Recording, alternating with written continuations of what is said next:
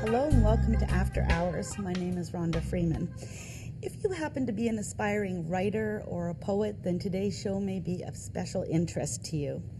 Today we have with us Gordon A. Long. He is a local writer, poet, and teacher. He is also a self-publishing author. He is from the Lower Mainland. He helps others publish their works as well, and he runs a website called Airborne Press. Welcome to the show, Gordon. Well, it's a pleasure to be here, Rhonda. Thanks for asking me.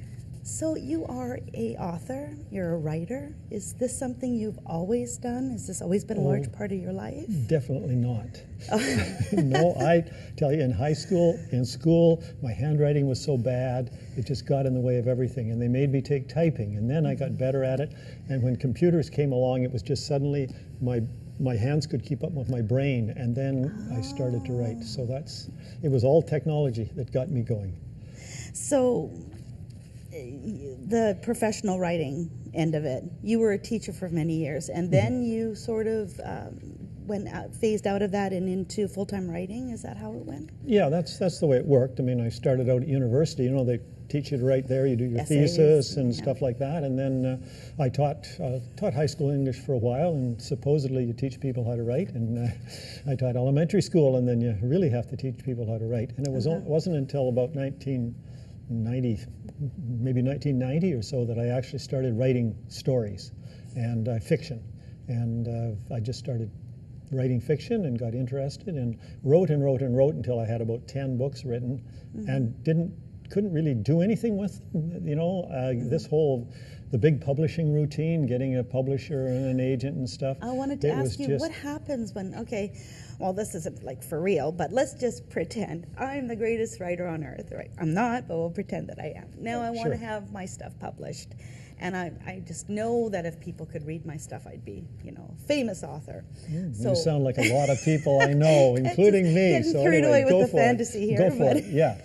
Okay, so what do you do? Yeah. Okay, well, the first thing you do is you take your little book that you wrote, and you make up a little publicity release or whatever with a few chapters, and you start sending it out, and you send it out both to the publishers and you send it out to agents. I see. And one of them may pick you up. It's really nice if it's an agent picks you up, because then the agent has a lot more clout with the publishers, because otherwise your book goes onto this stack called the slush pile of all the books that all the my goodness nice people who want to be writers have sent in. And it's a tough go, and you always hear about some fantasy person or some real life person who's a marvelous writer who got rejected by 17 different publishing houses or 28 different publishing houses, and now they are making billions. So it's a really a hit and miss situation. So that was the other thing I was going to say. You don't send them the whole thing. No, you have to be very careful. You send exactly the right stuff. There's a couple of chapters, and maybe a to whet the appetite. And it shows what kind of writing you do, and shows what kind of book it is. And so was this a process, something that you had tried, or were you thinking, gee, I don't know if I really want to go that route? Because you went into self-publishing. So. Right. Well, actually, I did try, and I was very lucky. I had a textbook. I was teaching drama. I had a drama textbook. I shipped it off to 3 or 4 people, and one of them picked it up, one of the Canada's medium-sized publishing houses, and they were going to publish it for me, and everything went fine. And then they got bought up by somebody else, and the program got canceled, and it was gone. And then I went, okay.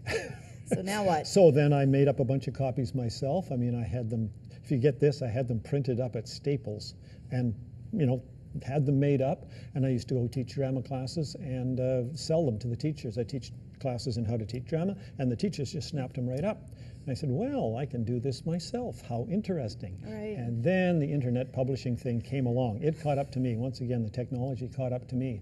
And I discovered that I can go online and with my computer skills and whatever, I can produce a book like this for $4. you know, That's bang, the other just thing like that. I was going to ask you. This whole thing with ebooks, how has that revolutionized? I mean, I myself personally, I like to have a book. I like to hold it in my hand. It's part of that personal experience, you know, when I get into the book and everything. Right. But some people, I mean, they just, you know, they have it on On the reader of whatever it is. Yeah. whatever, and Right. that's fine for them. Well, the advantage, the great advantage, of course, of the ebooks is that this book specifically was probably made, the Amazon people that print them for me, was probably made in North Carolina. So they print a book in North Carolina, they put it on the truck, they ship it to me. So first I pay $4 to get the book made, then I pay $1 to have the book sent to me. So now it's $1 up. Then I go to sell it in a regular bookstore, and regular bookstores on the average take about 40% of the price of the book. So I have a book that started out costing me $4, then it cost me $5, and then I have to give an equivalent amount to the bookstore, and so this book is $15. By the time I've sold it, I probably end up with $1.50. You're Which kidding. is Wow. and a lot of work. You know, there's a whole bunch of stuff that has to be done. Ebook, on the other hand, I put my ebook on Amazon, Right. and I say I want to sell it for $1.99. Yeah. And Amazon takes care of everything. I don't have to do anything, and they will put 79 cents in my Amazon account when somebody buys it. So the ebook thing, you know, somebody gets a book for $1.99, $2.99. That's a pretty standard price. Better for the writers. You know, you got a chance to sell a whole bunch. The problem, of course, is you have to sell it. You're in competition for the several million people who are selling their books on Amazon. Right. Of course, you were always in competition because you were in competition for the several million writers that were trying to ship their product to the agents and the publishers. I was going to ask, where's the actual binding, like where they actually put it together? I thought that was local as well. Nope. Because you're from the Lower Mainland, Yep. and the website is, you started it here. Yeah. But then the actual production of the book is It's in the States or somewhere. The Amazon company, I'm not sure exactly. They're either in California or Seattle, depending on which which branch of them you're talking to. Right. And what they do is they job these things out to anybody. I see. So, for example, if I want to buy 20 copies of this book or 40 copies of this And book, just so people know, this one is called A Sword Called Kitten.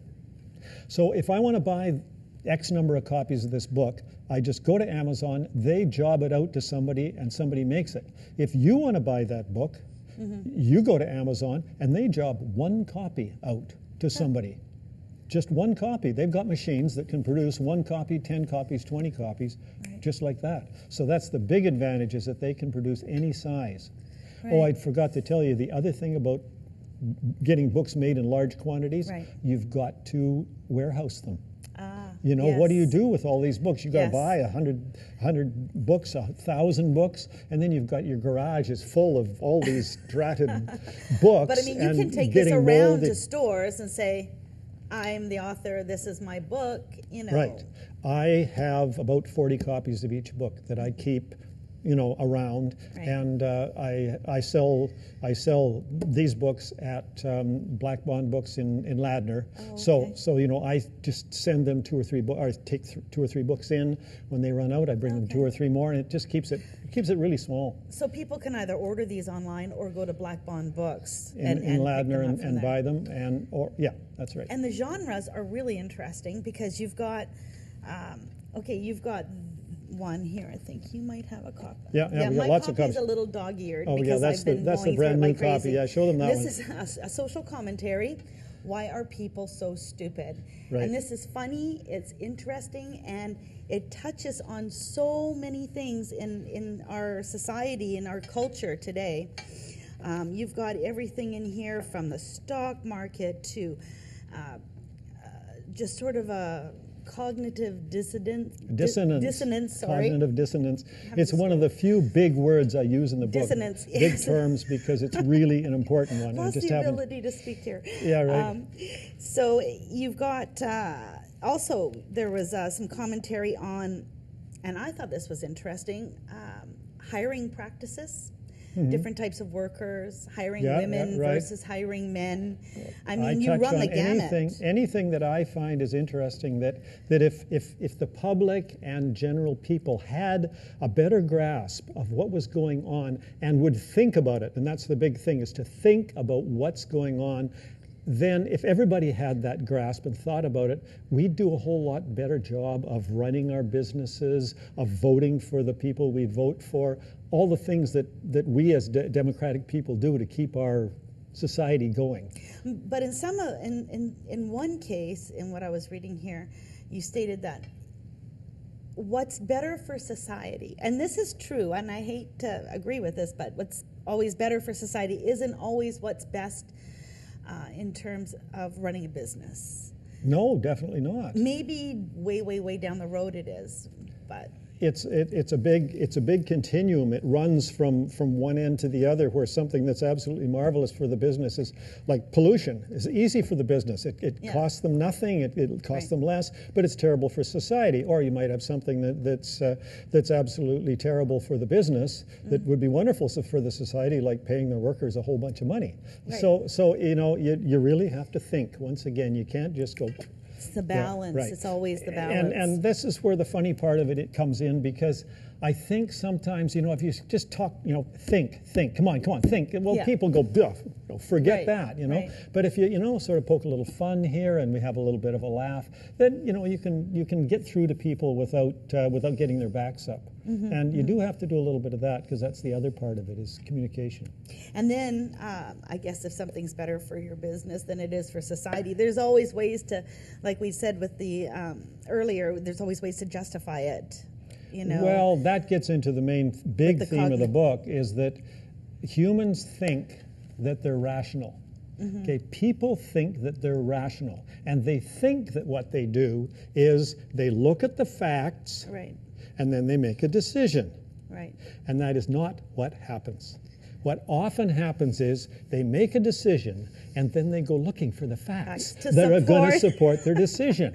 Yeah. And they swear that what they're doing is looking at all the facts. Exactly, And they're yes. not. Because Right. there's a whole bunch of things that we do naturally to select the information that we bring in to match with what we believe. Right. Right? So, for example, if I give you these 2 glasses of water and say, taste them both and pick one. And let's say you pick this one. Okay. A little while later, if I ask you to taste them both and tell me which one's better, you will say that one. Simply because you picked it. Right. And that's something that humans do. So I have to support. Yeah, that's right. Once you made my a choice, choice. obviously it was the right choice, because Right. you made it. Right. So of course it was the right choice. So there you end up, and people send But is themselves that down. really ego? Do people really, the people that do that most tend to be people with the larger ego? Or Well, is it unfortunately, just everybody across the does it. board? It's across the board. Some people do it worse than others, more than others, and there's all sorts of factors that influence us. Right. For example, another thing I get into is the fact that if you get a group of people together who all think the same about something, and they don't take any input from other people, then they start thinking that whatever norm they're thinking about is the norm. And Right, so okay. then they think that this is the way the average things go. Right. And they don't realize that the rest of society is over here somewhere, right? And this is where you can, you get into things like political situations like ISIS and whatever, all the things that are happening today. Exactly, right, The, yes. the individuals that are caught up in that believe that the normal thing in the world is what's happening to them. Right. And it isn't. But the rest of us out here are looking at them going, we're appalled, right. how's that? But we don't understand, like, how could they be so stupid? Well, it's because they're caught up in it. It was the same in Nazi Germany as well. It's exactly the same thing all the way through. Humans have been doing it throughout history.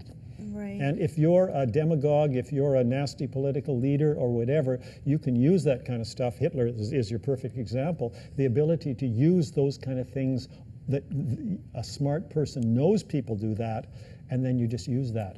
And Right. you just stir it up and keep it going. And the more people that join, the more people feel like, oh, well, Yep, that is yep. right, and I should. And you get the become wave part of going, it. and suddenly Exactly. you've got the Nazis. Yep.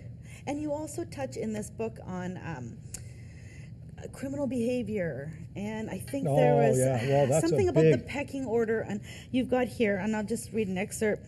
A person commits a crime. That's number 1. 2, the police catch him. 3, the court convict him of the crime. 3, the courts convict him. 4, the judge then decides an appropriate jail term. And 5, the criminal pays his debt to society, and then he is freed. And so what you're saying is he goes back into society, and if he happens to be criminally or mentally unstable or addicted to something, Right. that is doing nothing. Where's the connect here? He's paid his debt to society. Right. Okay, this is a guy that society has pushed aside, treated badly when he was 5 years old, and he's come out a drug addict. Right. Okay? Some people might want to think that maybe society actually owes a debt to him, but we'll put that aside. So Right. he does something bad, he goes to jail, he comes out. The paying of the debt to society doesn't mean a thing. And then, as you said, he rejoins the pecking order. Yeah, well, the pecking order is sort of more than that. Can I explain pecking order? Because I have please, to. because Okay. it's a little... Yeah. Okay. So we've got a flock of chickens, and the flock of chickens is all running around in the yard. And one chicken sees a grain of corn, and that chicken goes to eat the corn because he wants to. But another chicken also sees it, and the two of them go at it. Now, one of those chickens is the boss one, the bigger somehow. So what he does is he pecks at the other chicken. And when he pecks at the other chicken, if the other chicken is weaker, he backs off. Okay. So now we set up a situation where chicken A is low and chicken B is higher. And then you have a bunch of other chickens having, and you end up with an order in a hierarchy in the chicken society. Does this sound familiar? Human society is exactly the same way, right? And that's built into us. It's hardwired. There's lots of stuff that's hardwired into us, and the pecking order is hardwired into us. The problem is, like, there's nothing wrong with the pecking order, right? If if you and I are doing some job together and you know more than I do, you're the boss because you're going to, guide this thing. You're the high person and I'm the low person, and away we go. And if things were normal between the two of us and we went to another job that I knew more about, then I would be the boss and it switches. Right. But what happens when the pecking order goes wrong? What happens when you have a kid that's been brought up ever since he was 1 year old and somebody in his family was always the boss no matter what, and used whatever methods they possibly could, and not necessarily nice ones, to make him or herself the boss of the family. Right. Always, always, always. That kid has grown up realizing that in his world, and this is true in his world, one person gets to be the boss. And you've got to fight, and you've got to cheat, and you've got to do whatever you can behavior, to be whatever it that takes. boss. I see. Right? And so that kid gets out into society, and what does he do? He treats all the rest of you guys exactly the same way. And what do? Well, this guy is coming on gangbusters at you. What you do, you come on gangbusters right back at him. Yeah. And so then we get these conflicts going on. And if you have a bunch of people in your society that think that they have to grab on and hold, and that anything that gets them whatever the other people don't have, then that's a win for them. Oh, okay, so I was going to ask you, how much actually did teaching, because you were a school teacher for many years, how much of that do you draw on? Like for this particular book, Why Are People So Stupid? It's a social commentary. Right. And so you've probably, the psychology that you used in working with the kids, from that you drew experiences and knowledge to write this book. Right, and the main thing that I picked up from teaching is the whole concept that teachers deal with every day, which is bullying. Yes, Okay? That is in this book as well, all the way through it, as a matter of fact. And my analysis of the bully, which isn't quite the same as other people's analysis of the bully, is that a bully is someone that believes in the pecking order. And as far as the bully is concerned, you must, in order to survive, you must fight for your place in the pecking order all the time. And the bully really believes this. And that's the thing where people think that they can handle bullies, and they can handle bullies. Because think about what you do when it says, get tough with bullies. If you get tough with bullies, what have you just told the bully? That he's right. Yeah, you're feeding into what he believes. He believes that the strongest person wins. Right. And if I get tough with the bully and, bang, bang, bang, all I've done is prove to him that he's right. And it is never going to solve him. So it's never going to solve the problem. So there we are. That's the basis. I found that really interesting. All the way through the book, you refer back to it, and and you've also put in humor there. I think I was reading one portion, and all of a sudden, it was a joke regarding some scientists in the lab, and they were throwing, and then you made some comment like, oh, and they all throw rats at each. Yeah, throwing rats. And some of the humor is so out of the blue, and it's hilarious, and it will really make you laugh out loud. I think people awesome. have to be entertained a little bit while I'm going on and on about my, my brilliant ideas. And then being a teacher, a lot of your books are geared towards kids. Well, I started out gearing towards kids. You want to hold that one up. Yeah. This one is a fantasy story, magic swords and all sorts of things like that. The reading level is not that low, but it could be read by a good nine-year-old and an average 12-year-old. And then this is part 2? Yeah, this is part 2 of the And this is book. The Cat with Many Claws. Yeah. And the idea is it's a story from the point of view of the sword. The sword is the main character, and the sword is, because the sword is a cat. It's the sword is named or is based on a cat that I owned once, who was an incredible character. So that's that one, and it starts at a lower age and moves on up. And then there's one that I'm almost through. That's Out of Mischief. Yeah, that one is a little more serious. And this is part of the World of Change book. I didn't really understand. That's a series. Right. What I did was I created a world in my head that was, if you find a time when you want to be a writer and you want to have an exciting book, you put it into a time when something interesting is happening in the society. Yes, like one of my next books is about the French Revolution. Right. And when I started reading this, I didn't realize. I thought it was written in, and I'm reading it, and I'm like, this isn't today. No, it isn't today, but why it's close. Why are they talking like that? Yeah, okay. Right. So it's an imaginary society, which doesn't happen to have any magic. This is not a magic book. This is strictly an imaginary society where things are happening that are changing. And their society is changing, and she is a person who doesn't fit in with her society, so she's changing and society's changing.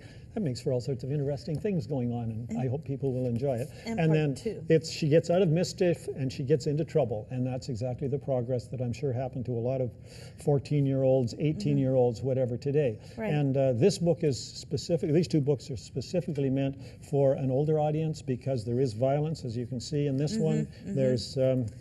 There's, she gets beaten up, I'll tell you, she gets raped in this story and deals with that. And so it's a more serious book in that respect, although there's an incredible amount of humor and that sort of thing in there, because that's how I write, because that's how I am. Yeah.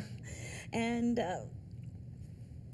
what's coming up next? Like, what are you thinking? What are you looking forward to now? Okay, the next book is the third in this series. Yeah, the next one is there. She gets out of trouble and she solves everything, and she's beginning to learn to be a swordswoman. And that's the point, is that this character is starting to become. She starts out being a rebellious teenager, learns to use the sword to defend herself, and she becomes a swordswoman. So by the time we get to the third book in the series, she's older, she's more confident, she's starting to become, that's her job now, is protecting people and fighting with her sword. And so the next book in the series is coming out right now.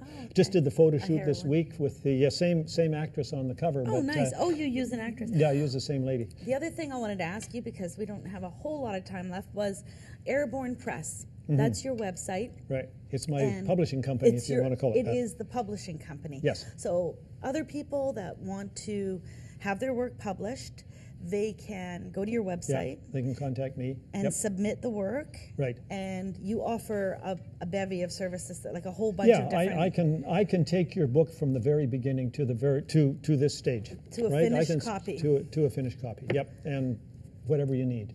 Yep. And so you do the proofreading, you do the... There's about 5 different kinds of editing that you need if you really want to know. Wow. 5, not just, I mean, people think that proofreading is 2. just you go through and find all the mistakes, and no, that is not the case. There's lots of things, help that you can be given. So yeah, and I do all that sort of stuff. The formatting to make it work for the internet is probably the toughest thing for a lot of people. Is just getting it right. And people can go to Amazon, but can they also go to the Airborne Press website to get the books? I go to Amazon. Airborne Press goes to Amazon. See, I'm the publisher. I get the book ready to go. Right. Amazon is the printer, and they print it and they distribute it.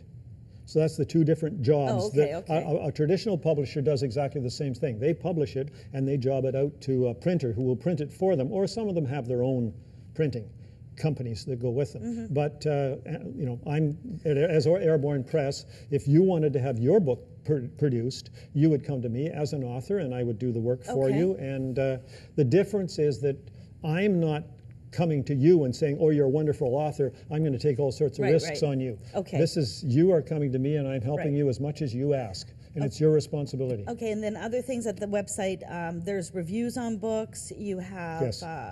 I do a review every week. I do a review of somebody else's book. Every week I do a blog on why are people so stupid. So I do 2 blogs every Sunday. I'm on there every Sunday. I've got 1,500 words or 1,000 words on each one. And what is Smashword? Okay, Smashwords is exactly the same as Amazon, except Smashwords only does ebooks. Okay. You understand that there are a whole bunch of different kind of ebooks. There's Kindles and Kobos Yes. and et cetera.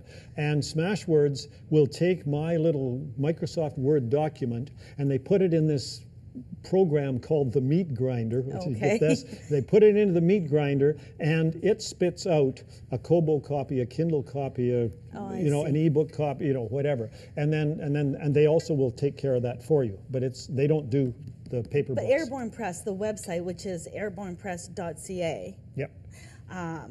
It's very interesting. I was on there, and you can spend a lot of time on that website just going from link to link and reading everything.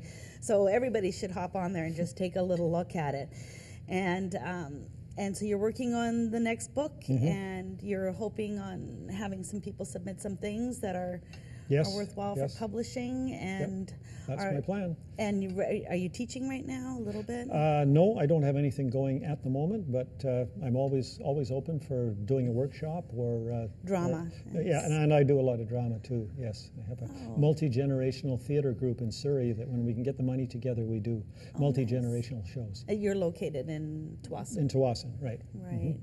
So that's wonderful. That's great. And again, I guess sometimes some of the drama comes right out from some of the stuff that you've written. Actually, I have a little bit of a problem that way. When you write a play, you write all the words. And so you write all the words and you put a little bit in there about, maybe he moves across here or whatever, but it's mostly words. So when I go to write a book, like this book here started out with nothing but the lines.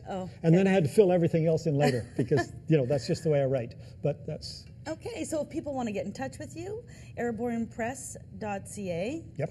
And is that the best way? Yeah, that's the best way. My email address is gordonlong@airbornepress.ca, and I think they're going to put that up on the screen at some time for us. Perfect. And, yes. And that's the way to And get in if you touch. get hooked on these stories, which are really interesting, like I'm really enjoying myself. I'm working my way through one of the series right now, and you want to maybe submit a review of your own. Yeah, I would give love him some to have feedback. reviews. Please go on Amazon, read my book, and by the way, the Out of Mischief is free on Amazon right now. Well, so thank you for coming down and being on the show. Well, it's a pleasure. The time is up already. I know. Much So time quickly. flies when you're having fun, doesn't it? Yes, it does. Sure Thank you for joining us, and come on back again, and have a great week. Thank you.